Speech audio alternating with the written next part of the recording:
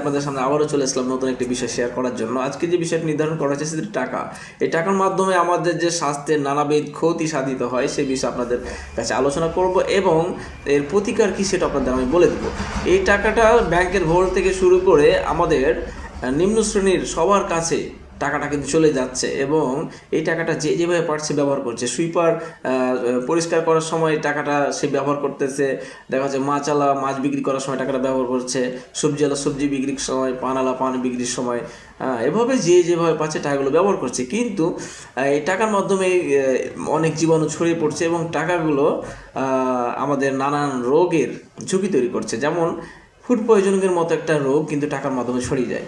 সেক্ষেত্রে যেমন কী হতে পারে, বমি হতে পারে, ডায়রিয়া হতে পারে, পেটে ব্যথা হতে পারে, জন্ডিস রোগটা কিন্তু টাকার মাধ্যমে ছড়িয়ে যায়। যেমন হেপাটাইটিস এ রোগটা টাকার মাধ্যমে ছড়িয়ে যায়। তাছাড়া ফ্লু, সর্দি, কাশি, হাঁচি, অ্যালার্জি এগুলো কিন্তু টাকার মাধ্যমে ছড়িয়ে যায়।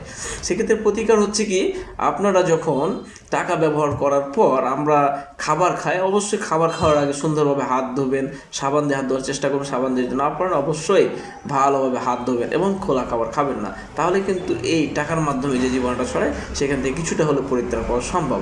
আশা করি সুস্থ থাকবেন, ভালো থাকবেন। আল্লাহ হাফেজ। আসসালামু আলাইকুম ওয়া রাহমাতুল্লাহ।